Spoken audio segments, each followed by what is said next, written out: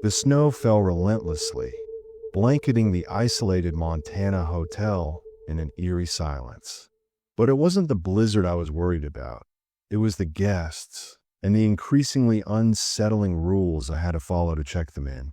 Get ready for a night of strange whispers, unexplained occurrences, and a chilling revelation that will make you rethink ever booking a remote hotel again.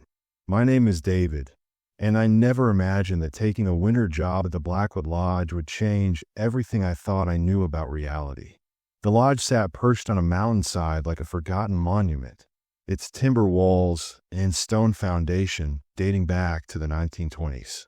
During my 3 weeks of employment, I'd grown accustomed to the solitude, the creaking floors, and even the occasional power flicker during storms. But this night was different. This night, Mother Nature seemed intent on burying us alive. The weather forecast had predicted heavy snow, but nothing could have prepared me for the wall of white that descended upon the lodge at precisely 6:47 p.m. I know the exact time because I was checking the grandfather clock in the lobby when the windows suddenly went opaque, as if someone had drawn thick curtains across the entire world. The wind picked up with such ferocity that the century-old building groaned in protest, its bones settling deeper into the mountain as if seeking shelter from the storm's wrath. I adjusted my position behind the mahogany reception desk, pulling my wool sweater tighter around my shoulders. The lodge's heating system, though reliable, seemed inadequate against the supernatural chills seeping through every crack and crevice. The lobby stretched before me in amber shadows cast by the wrought iron chandelier, its dozens of bulbs flickering intermittently as the power grid struggled against the storm. Leather armchairs clustered around a massive stone fireplace, where dying embers cast dancing shadows on the walls lined with vintage photographs of the lodge's early days. The silence between wind gusts was profound, almost oppressive. During my previous shifts, there had always been ambient noise. The distant hum of the kitchen refrigerators, the soft tick of various clocks throughout the building, the occasional settling of old wood. Tonight, those familiar sounds seemed swallowed by something deeper, more insidious. It was as if the lodge itself was holding its breath, waiting for something to happen. At 7:23 p.m., I heard for the first time a sound that made my blood run cold and my hands pause mid-keystroke on the computer. It wasn't part of the wind's symphony, nor was it the building's natural protests against the weather. This was something else entirely, something that seemed to come from within the walls themselves. A low, rhythmic thumping, like a heartbeat echoing through the lodge's corridors. I stood up slowly, straining my ears to pinpoint the source.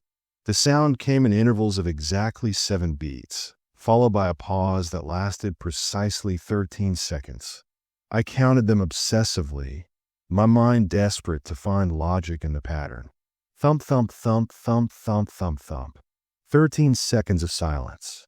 Then again, and again. Moving from behind the desk, I walked toward the main corridor that led to the guest rooms. The sound seemed to grow clearer as I approached the hallway, but also more unsettling.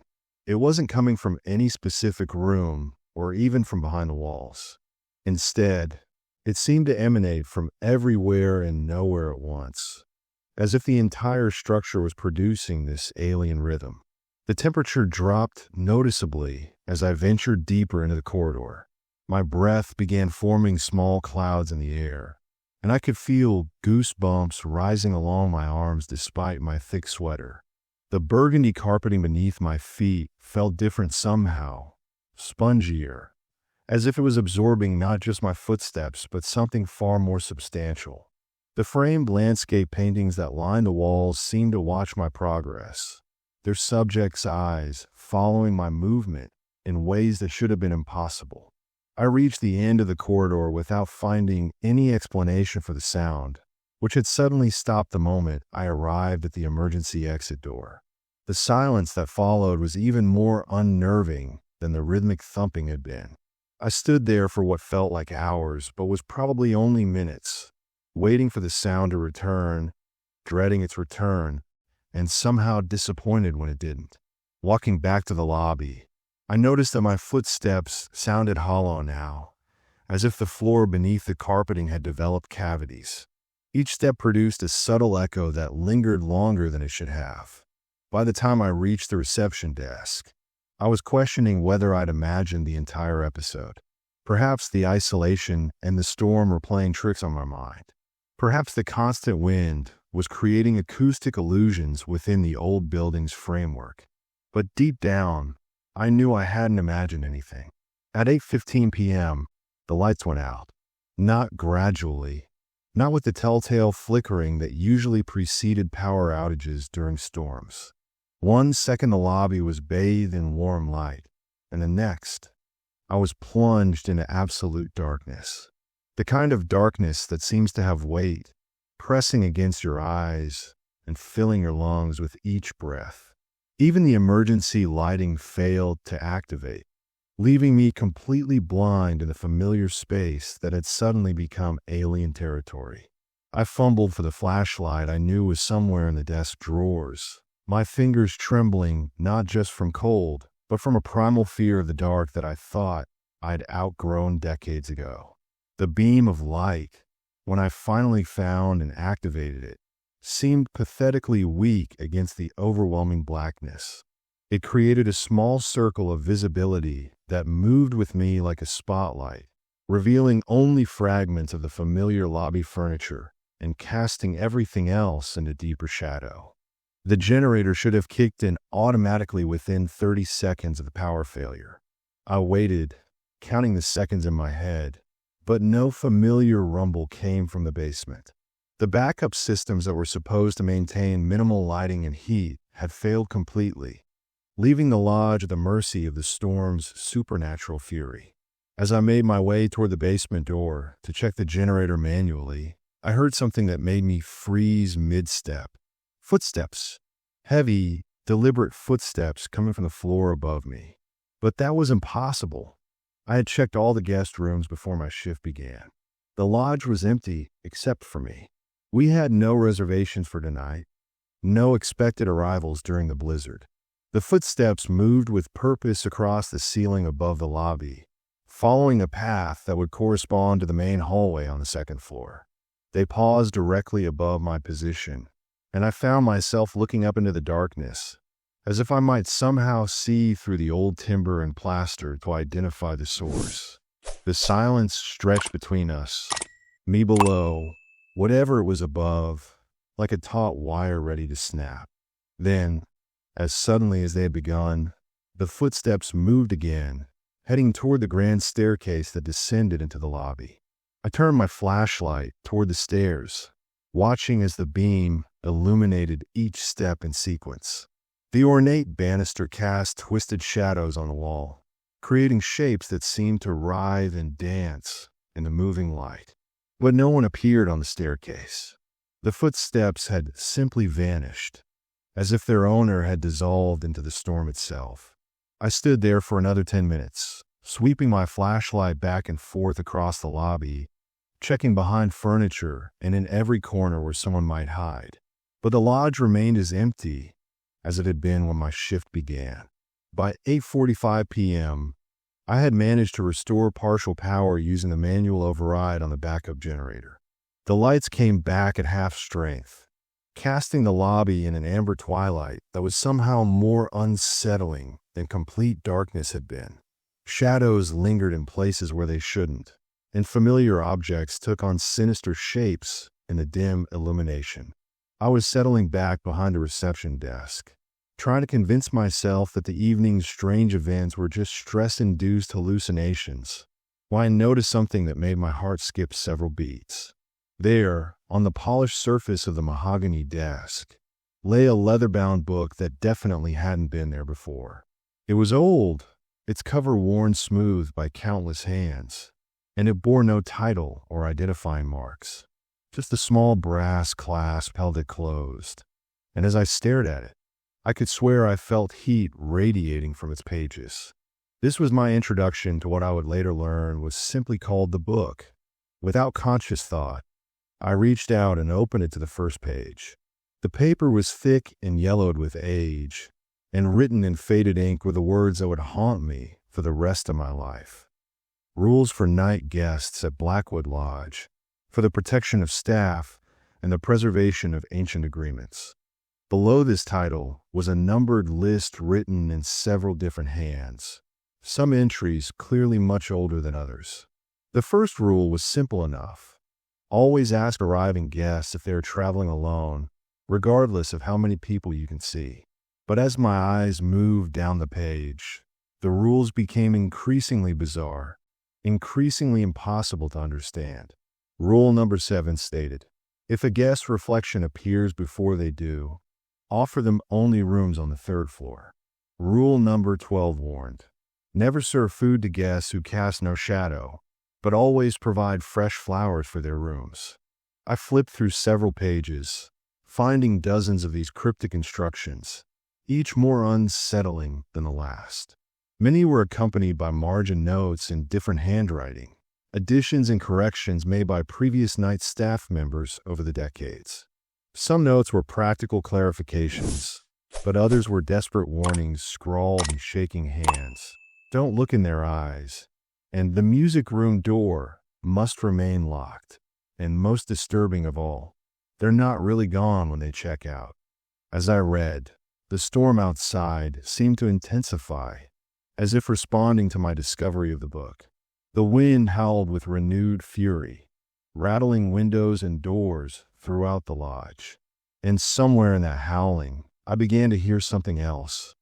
Voices, distant and distorted, calling out words I couldn't quite understand.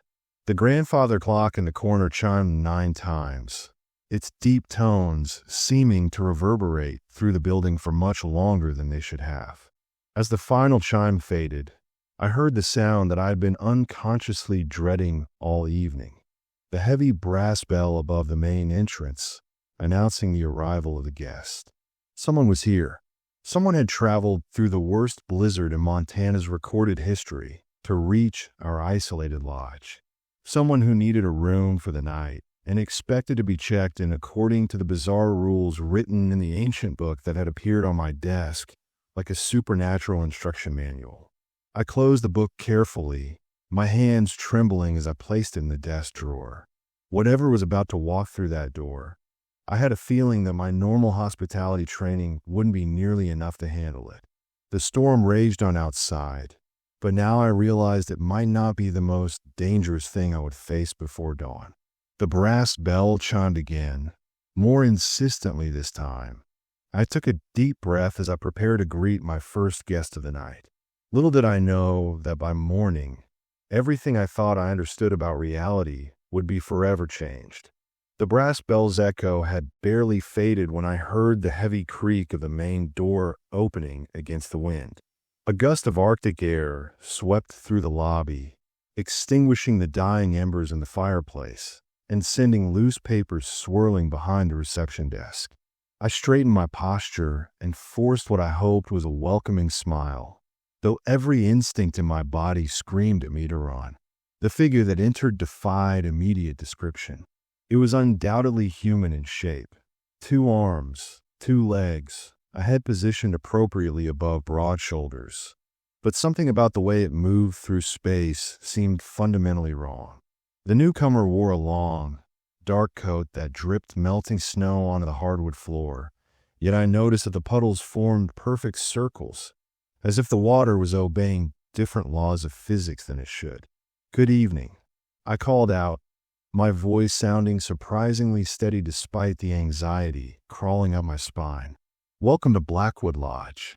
The figure paused in the act of removing its coat, and I caught my first clear glimpse of our guest. It was a woman, perhaps in her 40s, with silver hair pulled back severely and pale skin that seemed to reflect the amber lighting in an unusual way.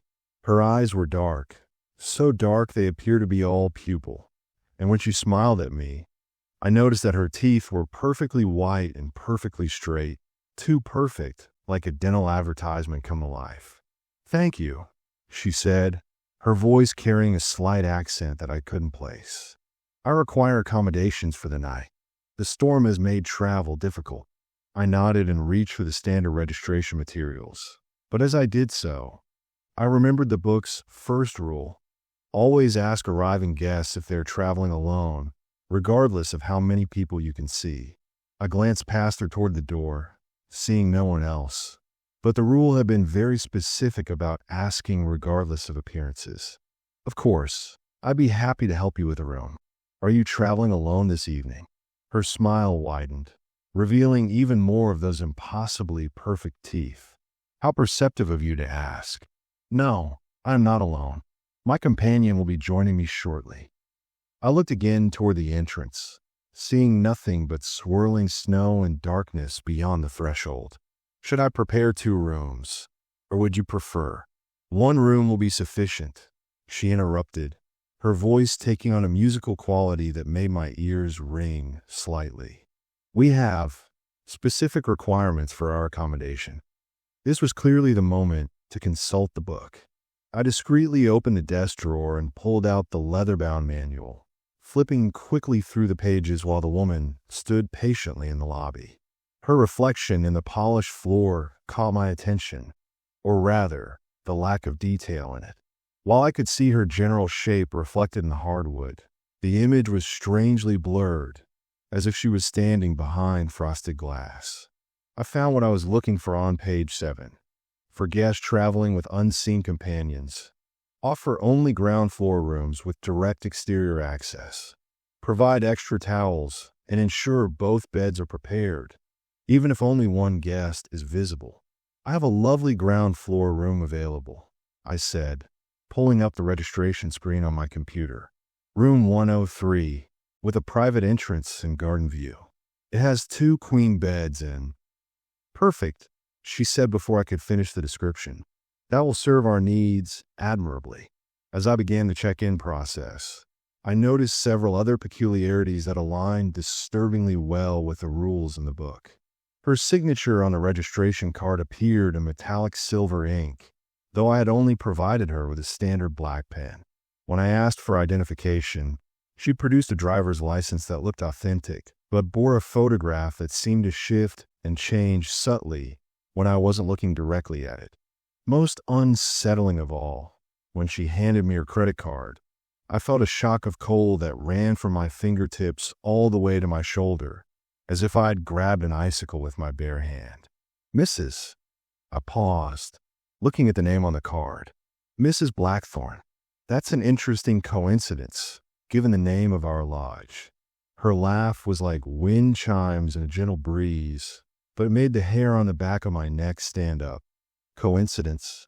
Oh, dear David, there are no coincidences at Blackwood Lodge. Surely you've learned that by now. I hadn't told him my name. My hands trembled slightly as I programmed the key card for room 103, and I was relieved when the machine worked normally, producing the familiar beeping sound and ejecting the card with its magnetic strip properly encoded. Small victories in an evening that was becoming increasingly surreal. Your room is ready, Mrs. Blackthorne. Checkout is at 11 a.m., and we serve a continental breakfast from 7 to 10. Is there anything else I can help you with this evening? She took the key card with those cold fingers, and again I felt that shocking chill when her skin made contact. Actually, yes. My companion has very specific dietary requirements. We'll need fresh flowers delivered to the room, white roses if you have them, and please, no mirrors in the bathroom. They tend to complicate matters. I consulted the book again while she waited patiently. Rule number 12. Never serve food to guests who cast no shadow, but always provide fresh flowers for their rooms. Rule number 18. If guests request mirror removal, comply immediately and do not question their reasons. Of course, I said, making notes on her account. I'll have maintenance remove the bathroom mirror and arrange for fresh white roses to be placed in your room. The flowers will be delivered within the hour. Excellent. She gathered her coat and moved toward the corridor leading to the ground floor rooms. Oh, and David, you should know that my companion can be quite energetic during the night. If you hear sounds coming from our room, laughter, music, perhaps even screaming, please don't be alarmed. We're simply enjoying each other's company." With that cheerful warning, she glided away down the corridor, her footsteps making no sound on the carpeted floor. I watched her go, noting that the emergency lighting in the hallway flickered and dimmed as she passed each fixture, as if her presence was somehow draining power from the electrical system. Once she was out of sight, I slumped in my chair and reached for the coffee mug I'd abandoned hours earlier. The liquid was stone cold and tasted bitter, but I drank it anyway, needing the caffeine to keep my mind sharp. The book lay open beside me, its yellowed pages filled with rules that were starting to make terrible sense. I spent the next 30 minutes reading through more of the entries, my understanding of the lodge's true nature growing with each bizarre instruction. Rule 23 warned, guests who arrive during supernatural weather events often bring the storm with them. Do not assume it will end when they depart. Rule 35 stated, if you hear children playing in the halls after midnight, do not investigate. Children have not stayed at this lodge since 1952. The margin notes added layers of context that were even more disturbing than the rules themselves. Next to Rule 41, never enter a guest room if the door is ajar and no light is visible within. Someone had written in faded blue ink, found Jimmy in room 237 3 days after he went to check on the darkness guests. He was still breathing, but his hair had turned white, and he couldn't remember his own name. Another note, this one in more recent handwriting, was scrawled beside Rule 57. The music room piano plays by itself when they're here. Try to stop it once by closing the lid. Woke up in the hospital with both arms broken. Let it play. As I continued reading, I began to understand that Blackwood Lodge was far more than just a remote hotel.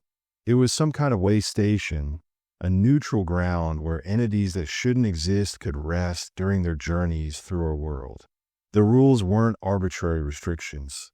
They were a survival guide, written by generations of night staff who had learned through trial and error how to coexist with guests who existed beyond the boundaries of human understanding. At 10:47 p.m., I was interrupted by a soft knocking at the lobby's main desk. I looked up to find a young man standing before me, though I was certain I hadn't heard anyone enter through the front door. He appeared to be in his early 20s, with sandy brown hair and nervous green eyes. Most importantly, he cast a perfectly normal shadow, and his reflection in the polished desk surface appeared completely solid and detailed.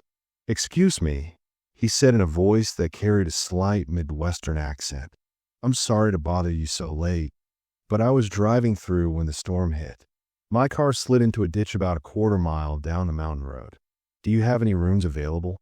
This felt like a relief, a normal human guest with normal human problems. Someone who needed shelter from a natural disaster, not supernatural accommodation. Someone whose registration wouldn't require consulting an ancient book of impossible rules. "Absolutely," I said, genuinely smiling for the first time all evening. "We have plenty of availability. Let me get you set up with a room." "Thanks so much. My name's Alex Reeves, by the way. I was trying to make it to Billings tonight, but this storm came out of nowhere." As I began processing his registration, I felt an odd sensation, as if I was forgetting something important. The book lay closed beside me, and for some reason I felt compelled to consult it, even though Alex seemed completely normal. I flipped it open discreetly while he filled out the registration card. My eyes fell on rule number 4. Guests who claim their vehicle broke down during supernatural weather should be asked to describe their car in detail. If they cannot remember the color, license plate, or any specific details about the vehicle, offer them only rooms on the 3rd floor and notify the morning staff immediately. Something cold settled in my stomach as I realized the implication. "Mr. Reeves, I hope you don't mind me asking, but you mentioned your car slid into a ditch. I'd like to have our maintenance staff check on it in the morning if the storm clears. Could you give me a description of the vehicle for our records?" Alex paused in his writing and looked up at me with those nervous green eyes. "My car? Oh, I'd say it's blue. I think. Maybe green. I'm sorry. I'm pretty shaken up from the accident. It's a sedan, though. Definitely a sedan. And the license plate number. For insurance purposes. His hand holding the pen began to tremble slightly. License plate? I honestly can't remember. The snow was so heavy, and I was focused on getting to safety. It might be from Illinois or Indiana.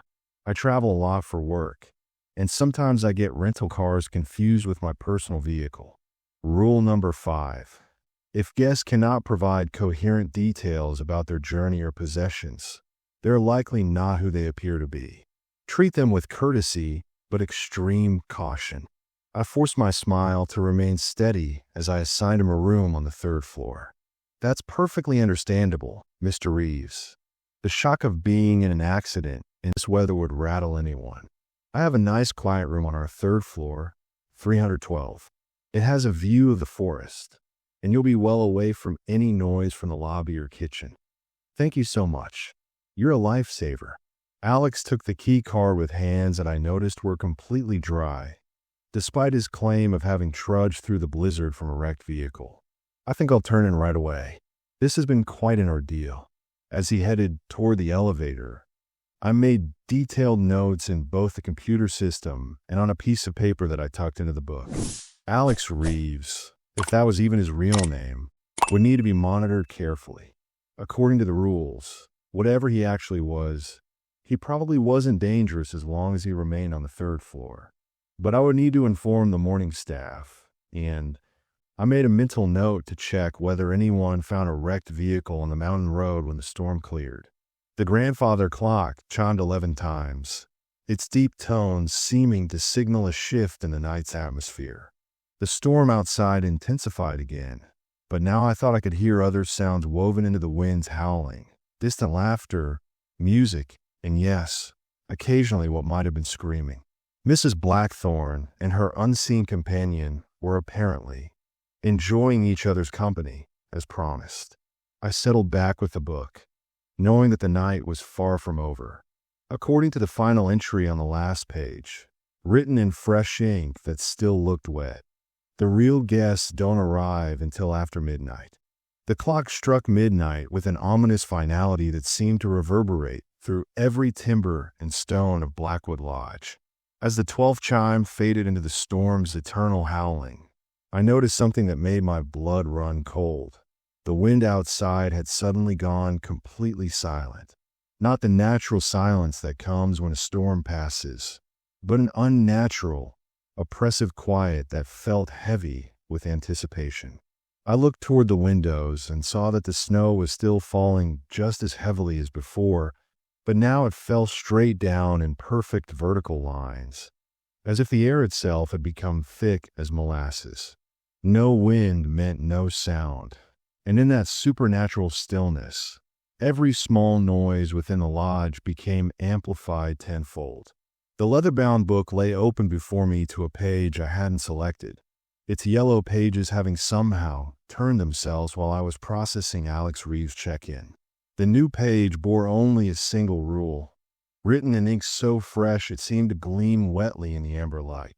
Rule 100.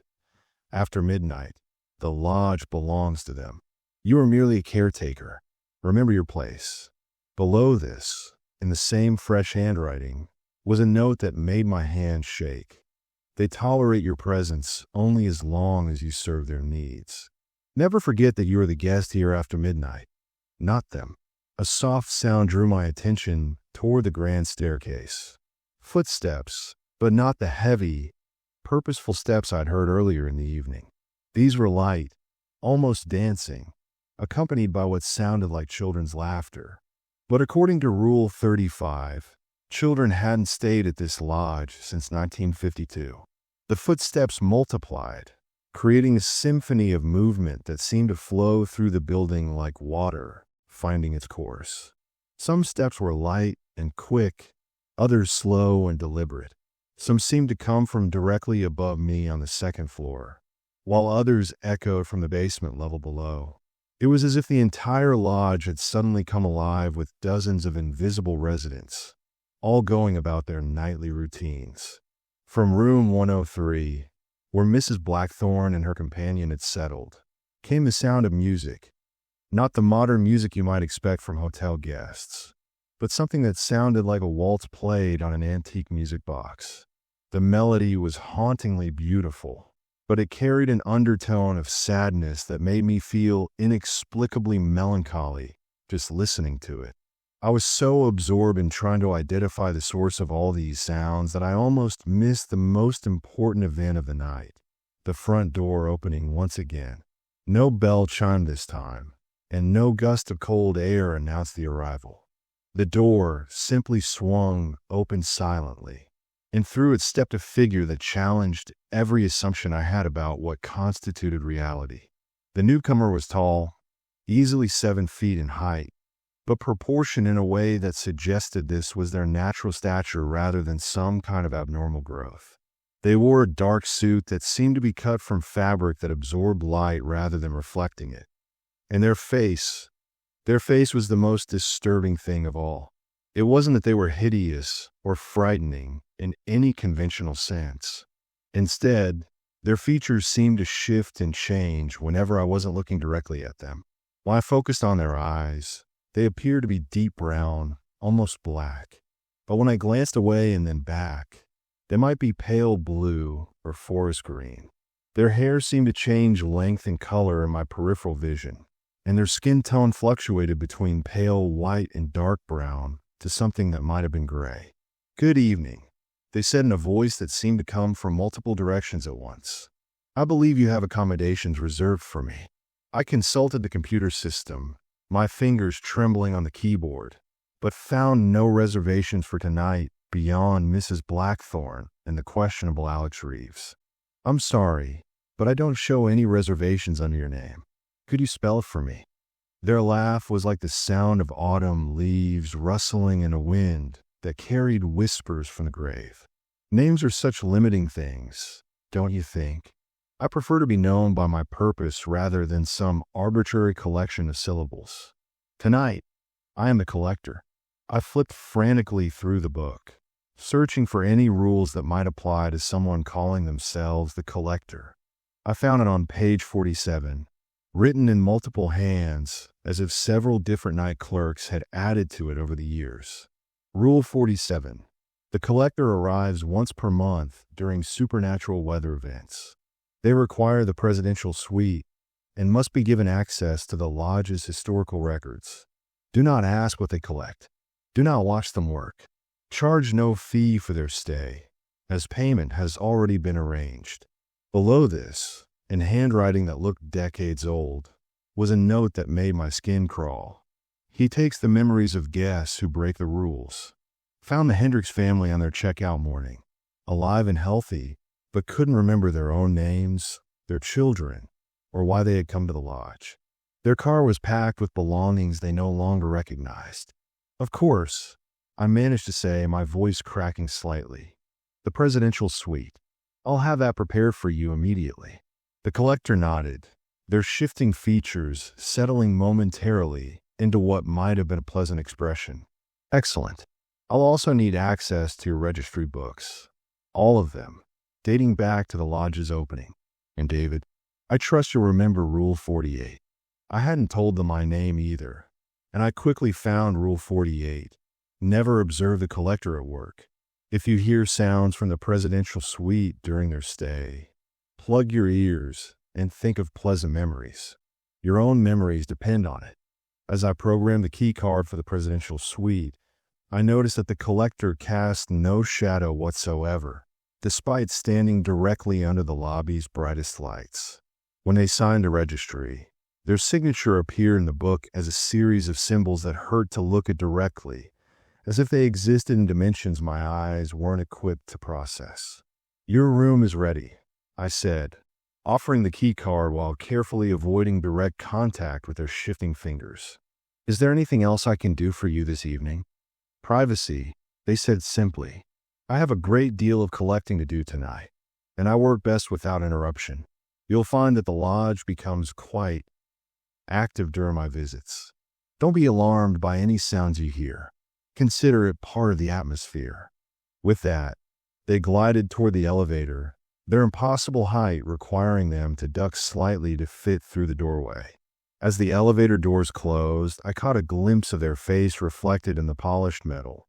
But the reflection showed something entirely different from the shifting features I'd been observing. Something with too many eyes and a mouth full of teeth that belonged in a shark's jaw rather than a human face. The moment the collector disappeared from view, the lodge seemed to exhale a breath it had been holding. The sounds that had been subtle background noise suddenly became a cacophony of activity. From the second floor came what sounded like a piano playing a ragtime melody, though I knew for certain that the music room had been locked since my first day of employment. From the basement, I could hear what might have been machinery running, pumps or generators that weren't showing up on any of my monitoring systems. Most disturbing of all, I could hear voices now. Not the wordless sounds I'd noticed earlier, but actual conversations carried on in languages I didn't recognize. Some sounded ancient, like Latin or Greek, while others seemed to consist of clicks and whistles that no human throat could produce. The conversations were animated, as if the lodge had suddenly become the site of a bustling international conference. At 12:47 a.m., I received my first real test of the evening when the elevator doors opened to reveal Alex Reeves. But the nervous young man who had checked in earlier was gone, replaced by something wearing his face like an ill-fitting mask. His green eyes had become completely black, and when he smiled at me, I could see that his teeth had been filed to sharp points. "Having trouble sleeping," he said, though his voice now carried harmonics that suggested multiple entities speaking in unison. "All the noise, you understand. Perhaps you could recommend a quieter room." I consulted the book frantically, finding Rule 53. If third-floor guests leave their rooms after midnight, they are no longer what they appear to be during check-in. Respond to their requests, but do not turn your back on them, and keep the reception desk between yourself and them at all times. "I'm terribly sorry about the noise," I said, staying firmly planted behind the desk. "Unfortunately, we're completely booked tonight, and I don't have any quieter rooms available. Perhaps I could provide you with earplugs or a white noise machine." The thing wearing Alex's face tilted its head at an angle that would have broken a human neck. "That's quite all right, David.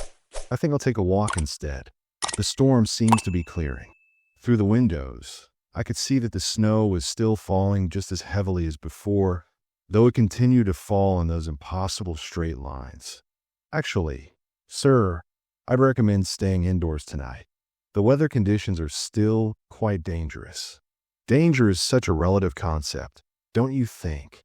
It moved closer to the desk, and I noticed that its reflection in the polished surface was translucent, like looking at someone standing behind frosted glass. "Perhaps I'll visit the other guests instead. That woman in room 103 seemed quite interesting. And there's someone new in the presidential suite who has the most fascinating aura." My heart rate spiked as I realized what was about to happen. Rule 54 stated, "Never allow corrupted guests to interact with other entities in the lodge.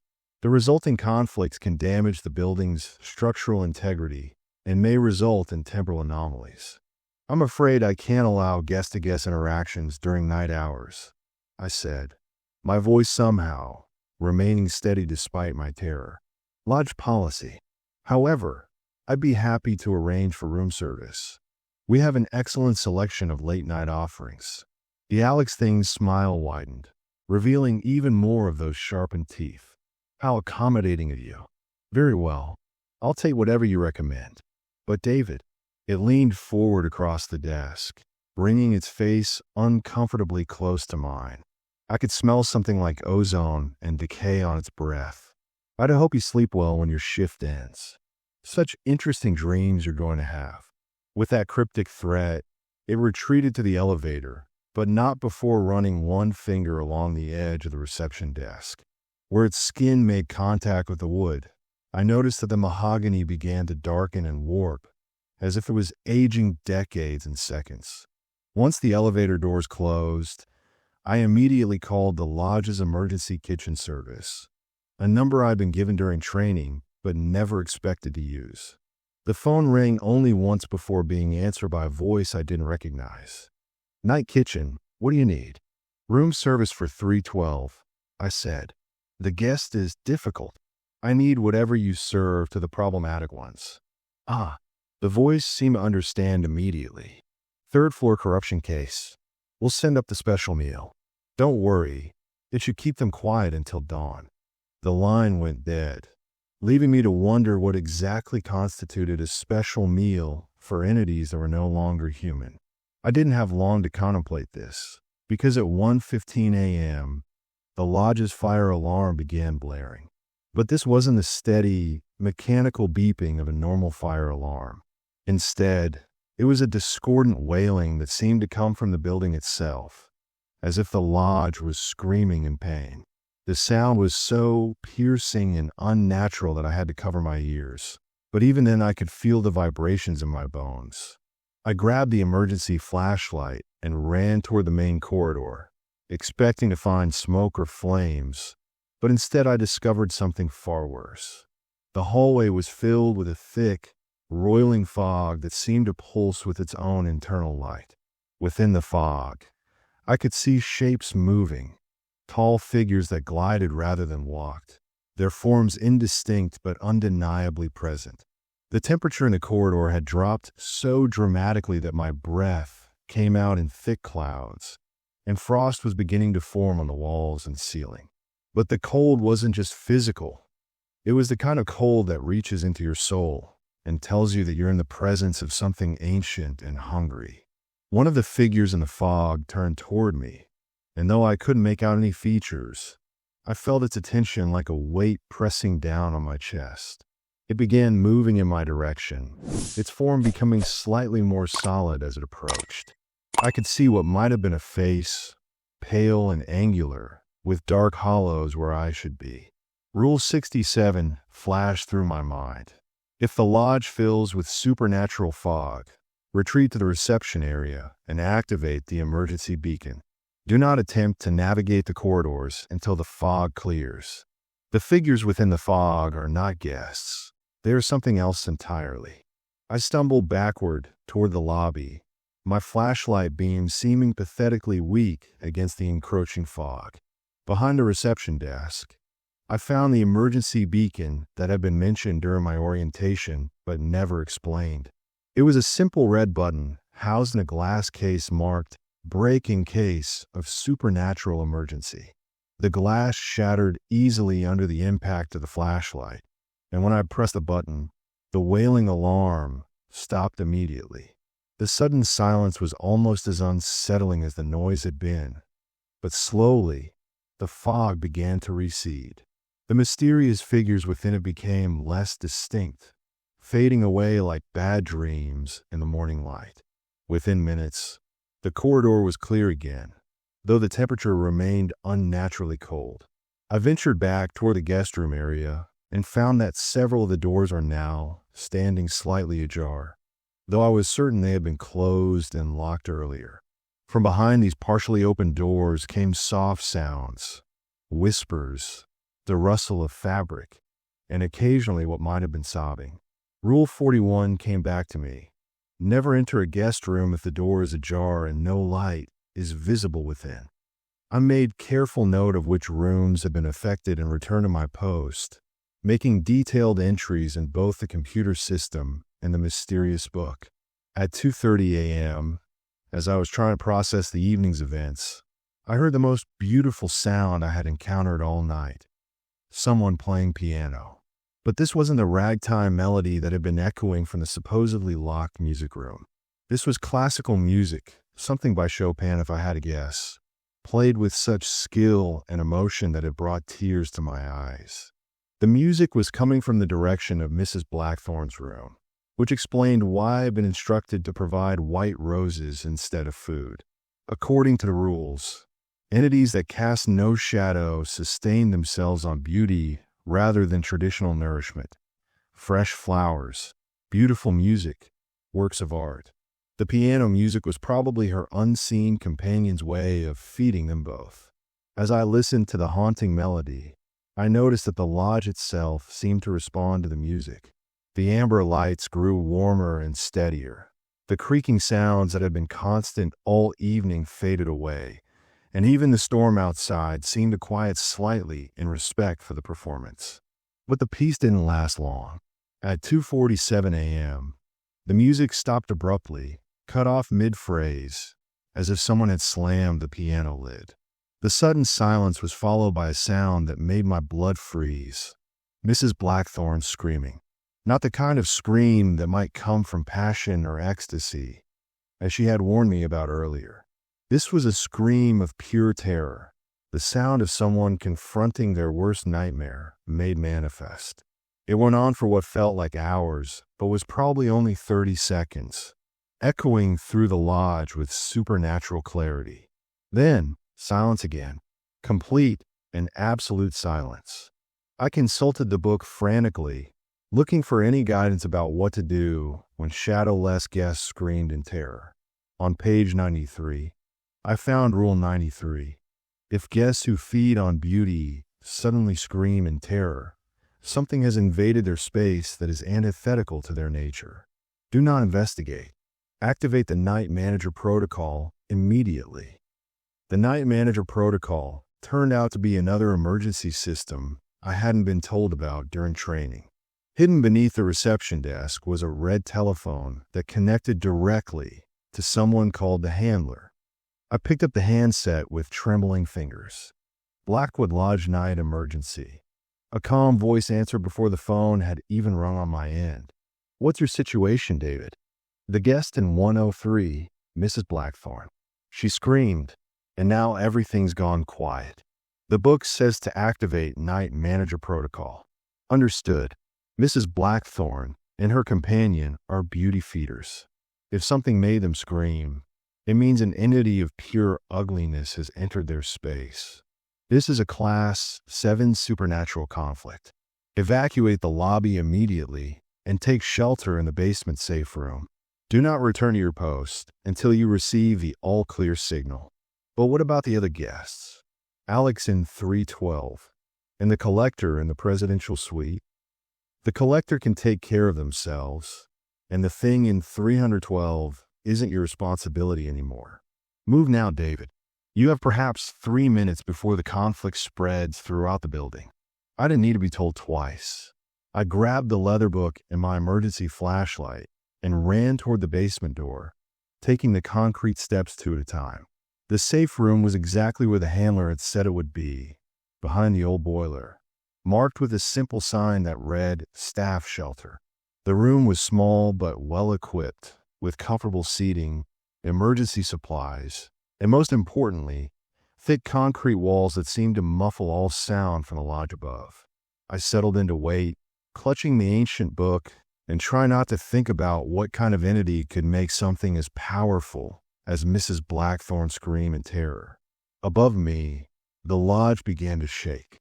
The trembling started as a subtle vibration in the basement floor, like a distant earthquake or heavy machinery running somewhere deep underground. But within minutes, it had escalated into violent shaking that rattled the safe room's concrete walls and sent dust cascading from the ceiling. I pressed myself against the far wall, clutching the leather book to my chest as the sounds of supernatural warfare raged above me. The noise was unlike anything I'd ever experienced. Not just loud, but somehow wrong on a fundamental level. There were crashes that sounded like entire walls being demolished, but mixed with sounds that belonged to no earthly conflict. Something that might have been glass breaking, but glass that screamed as it shattered. Footsteps that thundered across the floors above, but footsteps that seemed to be walking on the ceiling as often as the floor. Most disturbing of all were the voices. Through the thick concrete, I could hear Mrs. Blackthorne shouting in a language that sounded like music played backward, while something else responded in what could only be described as the sound of nightmares given voice.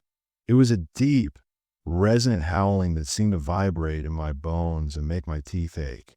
The emergency phone in the safe room rang once, sharp and urgent. I snatched it up immediately. Status report. The handler's calm voice requested. It's getting worse, I said, ducking instinctively as a particularly violent crash shook dust from the ceiling. How long do these conflicts usually last? Depends on the entities involved. Beauty feeders versus ugliness manifestations can go on for hours. The good news is that the lodge is built to contain this kind of event. The bad news is that you're going to have a lot of cleanup in the morning. What about the other guests? There was a pause that lasted too long. The collector has gone dark. We can't reach the presidential suite. That's concerning. They usually maintain communication during supernatural conflicts. And the thing in room 312 has been remarkably quiet. Another thunderous crash from above made me flinch. What does it mean when the collector goes dark?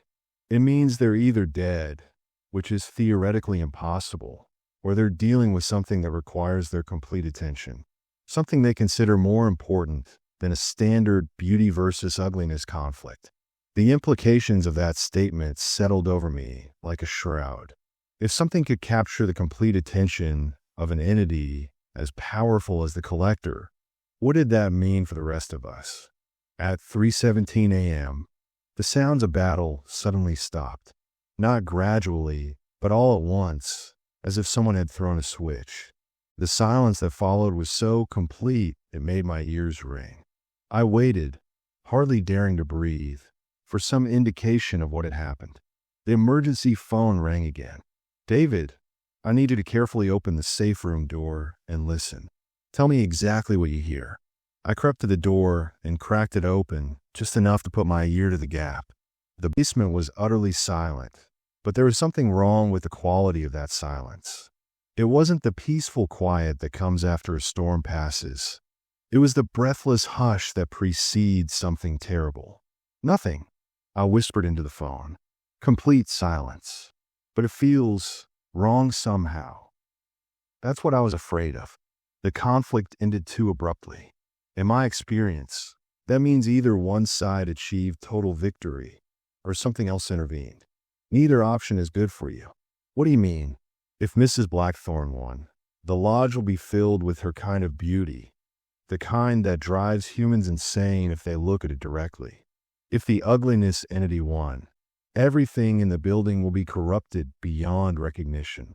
And if something else intervened, what would intervene in a supernatural conflict? Another long pause. Something that considers both beauty and ugliness to be irrelevant distractions from its true purpose. "David, I want you to stay in that safe room until dawn. Don't come out for any reason, no matter what you hear."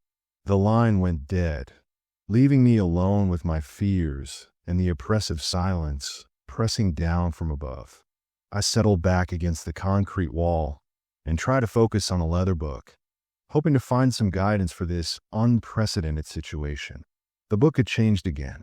When I opened it now, the pages were filled with entries I hadn't seen before, written in what appeared to be fresh ink.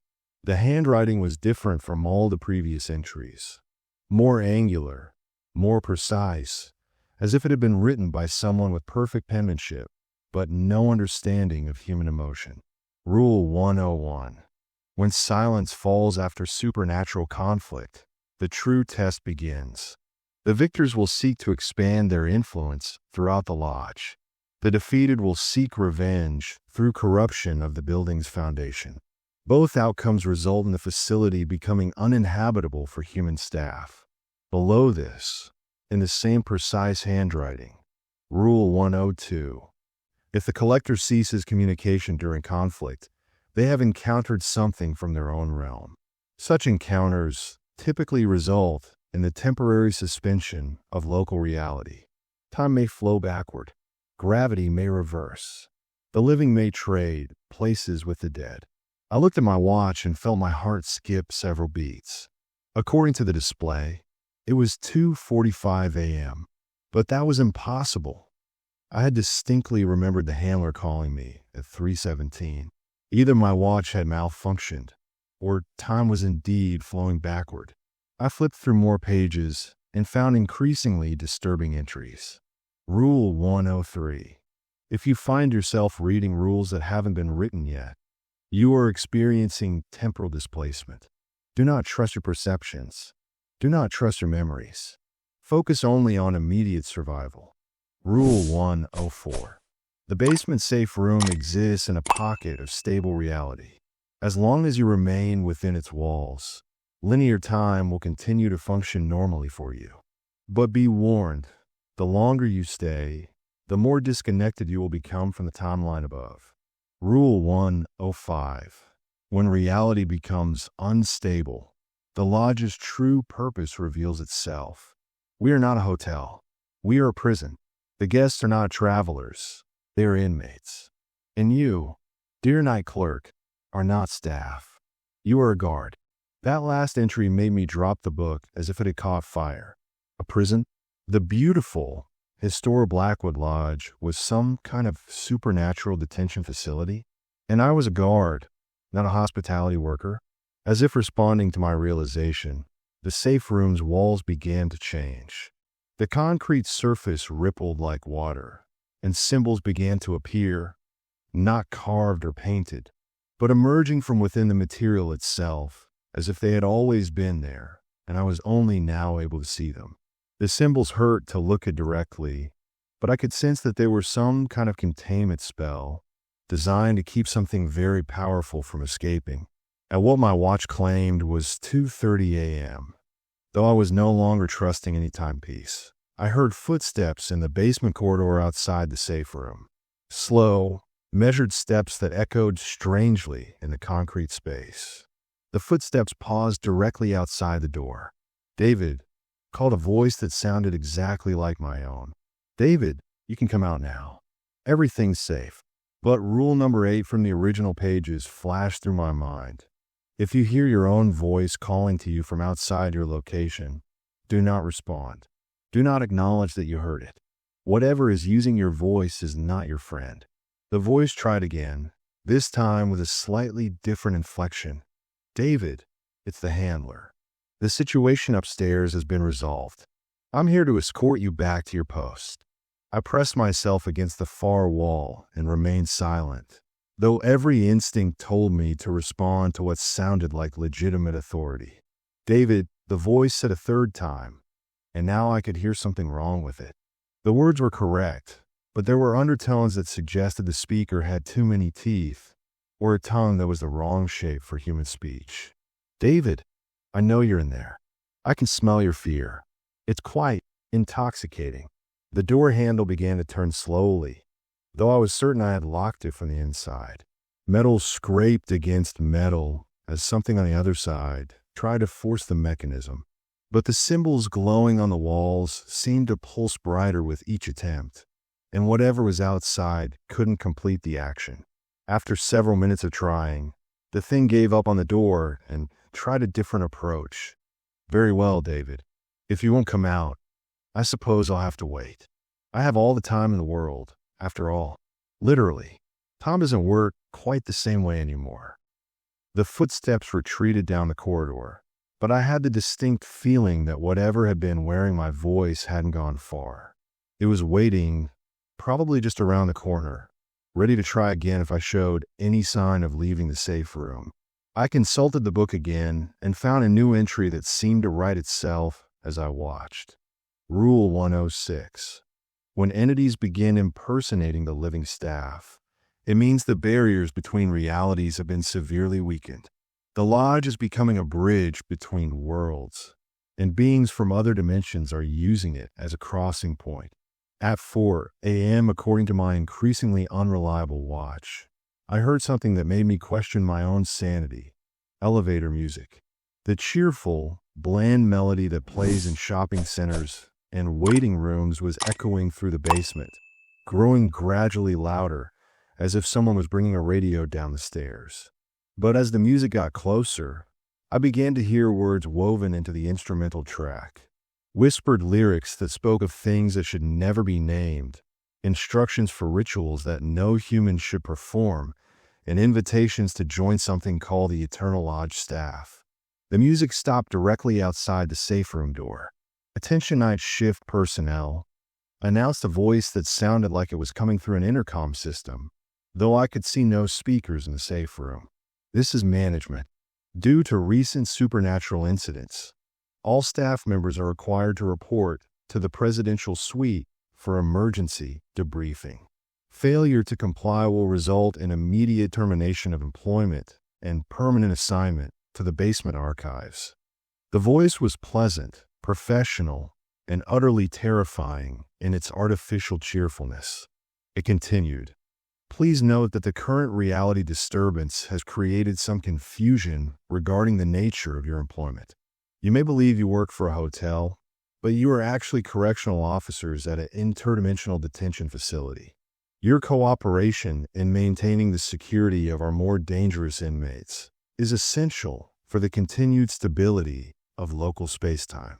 I looked down at the book and saw my own handwriting appearing on the page, though I wasn't holding a pen.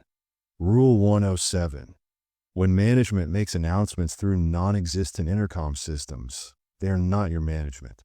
The real administrators of Blackwood Lodge died in 1952. Whatever is making announcements now has been wearing their identities like masks for over 70 years. The cheerful voice continued, "Mr. David Morrison, you have been selected for a special assignment. The entity known as the Collector has requested your immediate assistance with a delicate matter involving temporal paradox resolution. Please report to the presidential suite at your earliest convenience. Time is, quite literally, of the essence." How did it know my last name? I had never used my full name during my employment at the lodge. All my paperwork and name tag showed only David. The only way something could know my complete identity would be if it had access to records that existed before I arrived here, or if it had access to my thoughts. That possibility sent a chill down my spine that had nothing to do with the basement's cold air.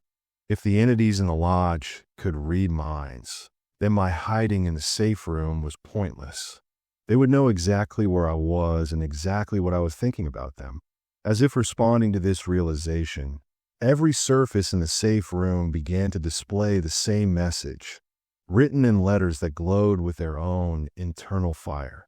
"You cannot hide your thoughts from us, David. We are already inside your mind. We have been there since the moment you opened the book." I slammed the leather volume shut and threw it across the room, but the glowing letters remained on the walls, ceiling, and floor. They began to pulse in rhythm with my heartbeat, making it impossible to ignore their message. At 4:30 a.m., I made a decision that probably saved my life. I was going back upstairs.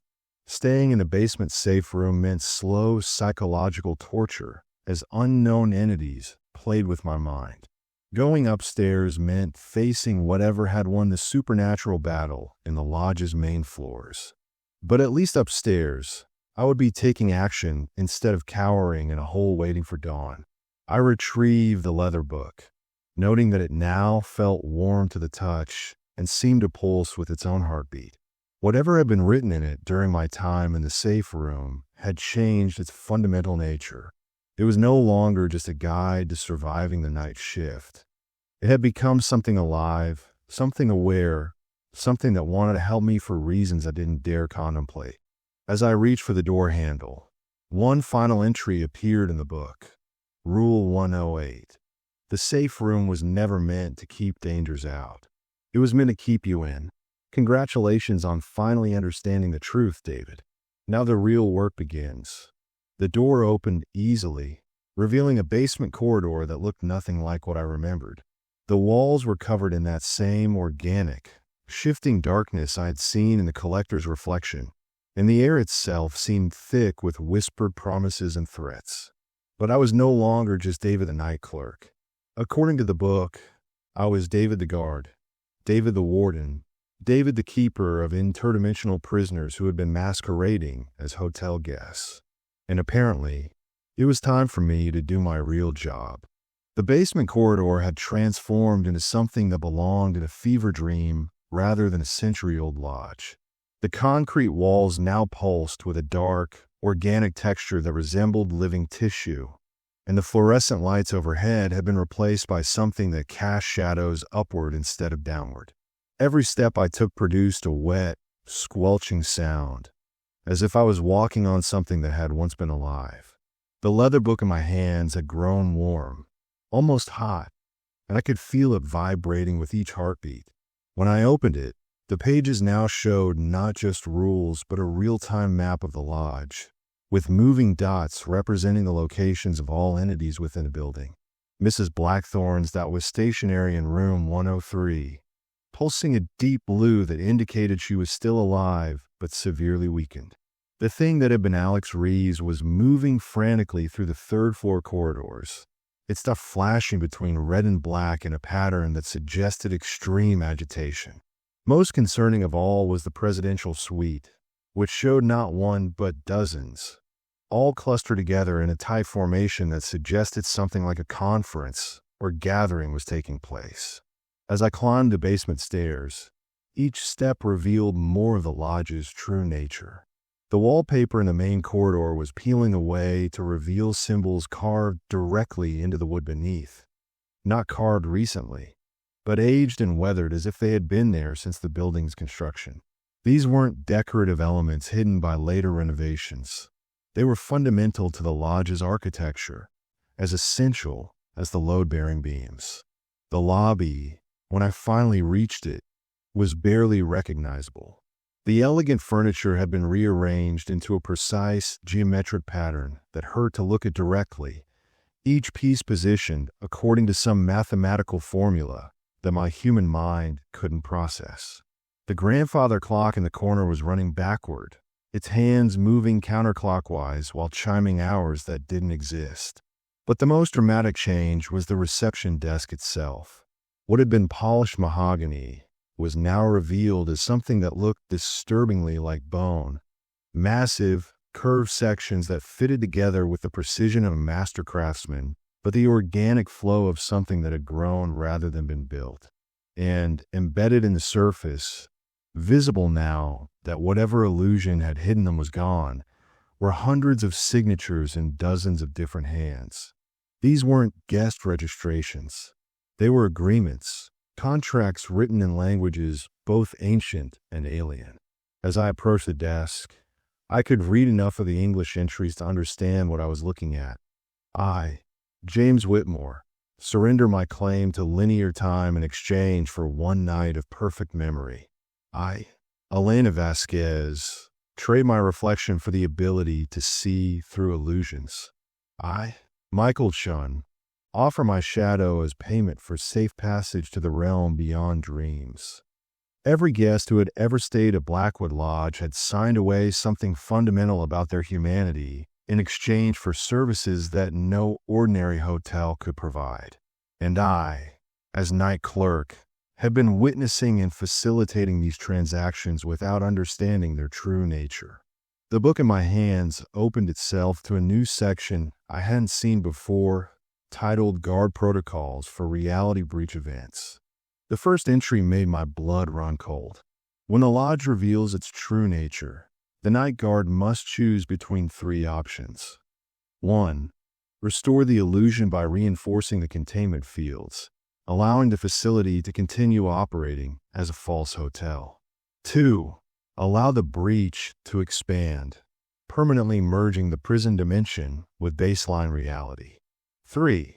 Initiate the emergency protocol, sealing all entities within the lodge and removing the facility from normal space-time entirely. Below this, in handwriting that I was beginning to recognize as belonging to previous night guards, were desperate notes. Option 1 requires sacrificing your memories of the truth. You'll forget what you've learned and go back to thinking you work at a normal hotel. Option 2 means these things get loose in the real world. Option 3 means you're trapped here forever with them, but everyone else stays safe. I was beginning to understand why the position of night clerk at Blackwood Lodge had such a high turnover rate. As I stood behind the bone desk, trying to process the magnitude of my situation, the elevator dinged softly and the door slid open. Out stepped Mrs. Blackthorn, but she looked nothing like the composed woman who had checked in hours earlier. Her silver hair hung in tangles. Her perfect skin was marked with what looked like burned scars, and her dark eyes held a depth of pain that spoke of suffering beyond human comprehension. "Guard Morrison," she said, her musical voice now cracked and hollow. "I trust you've been made aware of your true responsibilities." "Mrs. Blackthorne, are you all right? I heard screaming earlier." She laughed, but the sound was like breaking glass. "All right? Oh, dear David, nothing has been all right here for decades. But yes, I survived my encounter with our newest resident. Barely." She moved closer to the desk, and I could see that her shadow was even more translucent than before, as if whatever had attacked her had drained away part of her essential nature. "What happened up there?" "The collector made a mistake," she said simply. "They collected something they shouldn't have, a memory that belonged to the lodge itself. When they tried to process it, they opened a direct channel to the facility's original purpose, the thing that came through." She shuddered. "Let's just say that even we inmates have nightmares about what lurks in the deepest cells." "Inmates?" She smiled sadly. "Oh, David, did you think we were here by choice?" Mrs. Blackthorne and her companion, the lovely couple who feed on beauty and music, were serving a sentence for crimes committed in a dimension where aesthetic pleasure became so corrupted that entire civilizations wither from exposure to our kind of beauty. The Alex thing upstairs is working off its debt for identity theft on a cosmic scale. It once impersonated the god of Small Planet and drove the entire population insane through existential confusion. The implications hit me like a physical blow. Then what am I? What's my crime? "Oh, you sweet, naive boy," she said, reaching out to touch my cheek with fingers that felt like ice. "You're not a prisoner, David. You're the warden. This is your lodge, your prison, your responsibility. You've been here much longer than you remember." The book in my hands opened to a page I definitely hadn't seen before. At the top, in ornate script, was written, "David Morrison, Interdimensional Corrections Officer, badge number 1952. Below this was my photograph. Not the one from my driver's license, but a formal portrait showing me in a uniform I didn't remember wearing, standing in front of Blackwood Lodge in what appeared to be the 1950s. But that was impossible. I was only 28 years old. The photograph showed someone who looked exactly like me, but stood with the confidence and bearing of someone who had held authority for decades. "The memory adjustments are wearing off," Mrs. Blackthorne observed. "They usually last longer, but the reality breach has accelerated the process. You're starting to remember who you really are." As she spoke, images began flashing through my mind. Not memories of my recent past, but something deeper and older. I remembered standing in this same lobby in 1952, watching as the first inmates were transferred from the original facility in Oregon after it was compromised by a military experiment gone wrong. I remembered learning the containment protocols, studying the weaknesses and requirements of dozens of different supernatural entities, becoming an expert in the care and feeding of beings that existed beyond human understanding. I remembered the accident in 1973 when a temporal anomaly had frozen me in a loop of relative time, keeping my body young while decades passed in the outside world. I remember the memory adjustments that were supposed to help me cope with the psychological trauma of extended service, treatments that had gradually erased my understanding of my own identity until I believed I was just a regular human who had taken a job at a mountain resort. "How long have I been here?" I asked, though I was afraid of the answer. "This is your 51st year, David. You've been an exemplary warden, though the memory adjustments have been getting less effective over time. We've had to reset you 17 times since the temporal accident. Each time, you discover the truth, serve for a few months with full awareness, then request another memory wipe when the stress becomes too much to bear." I looked down at the book, which was now showing me personnel files for every entity in the lodge. Mrs. Blackthorne, sentenced to 127 years for aesthetic terrorism, 73 years remaining. Alex Reeves, sentenced to 200 years for identity fraud and reality manipulation, 156 years remaining. The collector, not an inmate, but a visiting inspector from the Department of Interdimensional Corrections, here to audit our containment procedures. And then I found my own file. David Morrison, volunteer for extended service following the Oregon facility breach. Specialized training in supernatural entity management and reality stabilization. Commendation for valor during the 1967 possession incident. Psychological evaluation recommends continued memory adjustment therapy to prevent complete mental breakdown from extended exposure to non-human entities. The elevator chimed again, and this time the collector emerged, though they looked nothing like the shifting figure I had encountered earlier. Their form had stabilized into that of a tall, pale individual in an expensive suit, with eyes that held the weight of centuries and a face that suggested they had seen the birth and death of civilizations. "Ah, Warden Morrison," they said in a voice that resonated with authority. "I see you're experiencing another restoration event. My apologies for the disruption. My investigation into the facility's operational efficiency triggered some unfortunate side effects." "You're not really here to collect memories," I said, pieces of understanding falling into place. "You're here to evaluate whether the lodge should continue operating." The collector nodded gravely. "The department has received reports of increasing reality instability around this facility. 3 separate timeline anomalies in the past year, 2-dimensional incursions, and now a full-scale breach that revealed your true nature to baseline reality. The question before us is whether Blackwood Lodge can continue to serve as a functional containment facility, or whether it's time to implement the final protocol." "What's the final protocol?" Mrs. Blackthorne answered before the collector could. "Complete dimensional severance. The lodge and everyone in it, inmates and staff, will be cut loose from normal reality and set adrift in the interdimensional void. We'd still exist, but we'd no longer pose any threat to inhabited worlds." The weight of decision settled on my shoulders like a heavy coat. As warden, the choice was ultimately mine. I could restore the memory adjustments and return to believing I was just a hotel clerk. But the reality breaches were becoming more frequent and more severe. Eventually, someone would be hurt. Not just supernatural inmates serving their sentences, but innocent humans who might stumble onto the truth. I could allow the facility to continue operating with full awareness of its nature, but that would mean living every day with the knowledge that I was keeper to entities that had committed crimes against reality itself. The psychological evaluations in my file suggested that I had already reached my breaking point multiple times, requiring increasingly aggressive memory treatments.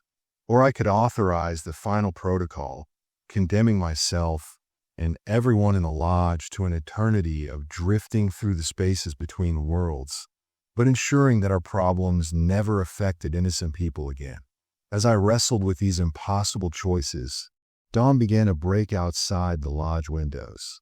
But the light that filtered through the glass wasn't the warm, golden glow of normal sunrise.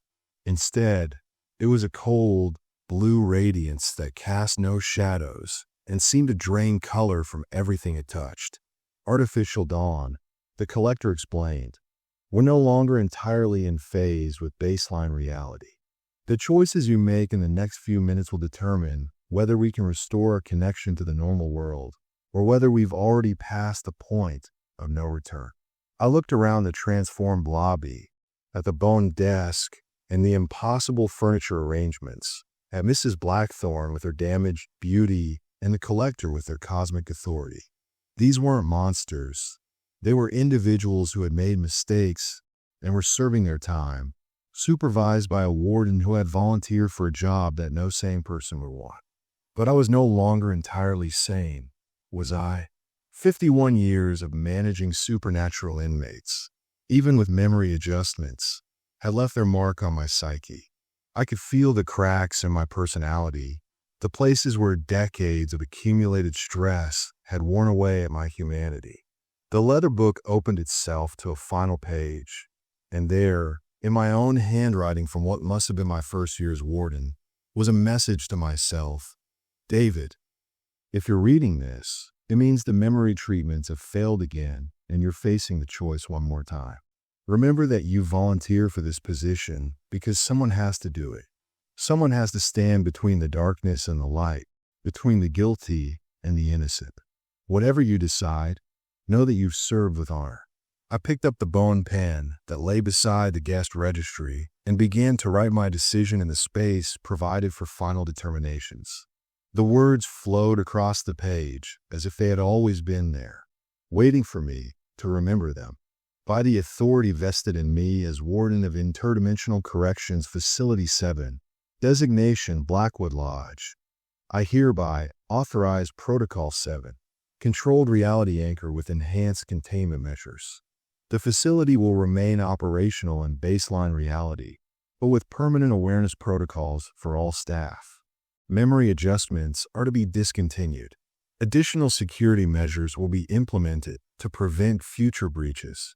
I sign my name with a bone pen, feeling the weight of 51 years of service settle into my bones like cold lead. This wasn't the easy choice. It wasn't even a good choice, but it was the right choice. These entities deserve their chance at rehabilitation, and the world deserved protection from the things that lurked in spaces between dimensions. The collector read my decision and nodded slowly. Protocol 7. You realize what this means, don't you? No more blissful ignorance. No more memory wipes. You'll remember everything, every day, for the remainder of your service. How much longer? I asked. Standard interdimensional corrections appointments run for a century. You've served 51 years. Assuming you maintain psychological stability without memory adjustment therapy. They paused, consulting what appeared to be a pocket watch that showed phases of moons that existed in other dimensions. 49 years remaining. 49 more years of managing supernatural inmates, knowing exactly what they were and what I was. 49 more years of encounters like tonight, of reality breaches and temporal anomalies and things that wore human faces while harboring alien hungers. There is one consolation, Mrs. Blackthorne said softly. The lodge will be different now, without the false hotel overlay. It can become what it was always meant to be, a place of genuine rehabilitation rather than mere containment. Some of us might actually complete our sentences and move on to whatever comes next. As she spoke, the artificial dawn outside began to shift, the cold blue light warming to something more natural. The bone desk started to transform back into polished wood, though the signatures embedded in its surface remained visible. The impossible furniture arrangements relaxed into more comfortable configurations, and the symbols on the walls faded, but didn't disappear entirely. The lodge was finding a new equilibrium, one that balanced its true nature with the need to exist in baseline reality. It would never again be the innocent mountain resort I had believed it to be when I first arrived, whenever that had actually been, but it would be something more honest, more purposeful. What about new guests? I asked. People will still try to book rooms here. The collector smiled, and for the first time, the expression seemed genuinely warm. Oh, Warden Morrison, you're still thinking like a hotel clerk. This has never been a hotel. The guests who arrive here are all inmates being transferred from other facilities, entities who have been sentenced by interdimensional courts and assigned to your care. The booking system, the tourist websites, the travel brochures, they're all part of the containment illusion, designed to provide a cover story for why strange individuals show up at a remote mountain lodge. Of course, it made perfect sense now. Every unusual guest I had checked in during my weeks of restored memory had been displaying the behaviors of someone serving a supernatural sentence. Mrs. Blackthorne and her companion, feeding on beauty and music instead of food. The Alex thing, shifting between identities because that was the nature of its crime and punishment. Even the collector, who had seemed like the most alien presence of all, was just doing their job, inspecting the facility, ensuring that dangerous entities were being properly contained and rehabilitated. I looked down at the leather book, which had transformed once more. The pages now showed not cryptic rules for survival, but detailed case files, rehabilitation programs, and security protocols. This was the real operations manual for Interdimensional Corrections Facility 7, and I was its warden, trained and experienced even if I didn't remember that training. How do I do this? I asked. How do I run a supernatural prison while maintaining my sanity? The same way you've been doing it for 51 years, the collector replied. One day at a time, one inmate at a time, one small victory at a time. Some of our residents will complete their rehabilitation and move on to productive existence in whatever dimension suits their nature. Others may require extended care. A few, they paused meaningfully. A few may need to be transferred to higher security facilities. Mrs. Blackthorne moved closer, and I noticed that her shadow was beginning to solidify again, her supernatural beauty returning as the trauma of the night's events faded. David, you saved us tonight, not just from the reality breach, but from the possibility of being cast adrift in the interdimensional void. Many wardens would have chosen the final protocol rather than risk their sanity. Maybe I'm already past the point of sanity, I said, surprising myself with how calm I felt. Maybe that's what makes me good at this job. The grandfather clock in the corner chimed 6 times, its hands now moving forward at the normal rate. Through the windows, I could see that the snow had stopped falling, and the first hints of genuine sunrise were beginning to appear on the eastern horizon. The storm, both meteorological and supernatural, was finally ending. Well then, I said, straightening my posture and assuming the bearing I was beginning to remember from decades of authority. I suppose I should check on our other residents and assess any damage from tonight's events. Mrs. Blackthorne, how are you feeling? Do you need medical attention? She smiled, and this time the expression was warm rather than unsettling. I'll recover, Warden. Beauty feeders are remarkably resilient when we're in a stable environment. Though I hope you'll continue to provide fresh flowers for our room. They're not just decoration for my kind. Of course. And the Alex thing on the 3rd floor. The collector consulted their impossible pocket watch again. Identity shifters often become agitated during reality disturbances. It should stabilize as the facility returns to normal operations. I'd recommend a consultation with the rehabilitation counselor, though it may be time to advance its case to the next phase of treatment. We have a rehabilitation counselor, Dr. Elizabeth Carmichael, interdimensional psychology. She arrives every Tuesday for individual sessions and group therapy. Lovely woman. Used to be human until she volunteered for cognitive enhancement to better understand non-human thought patterns. She's been working with some of our residents for over a decade. The pieces of my forgotten life continued falling into place.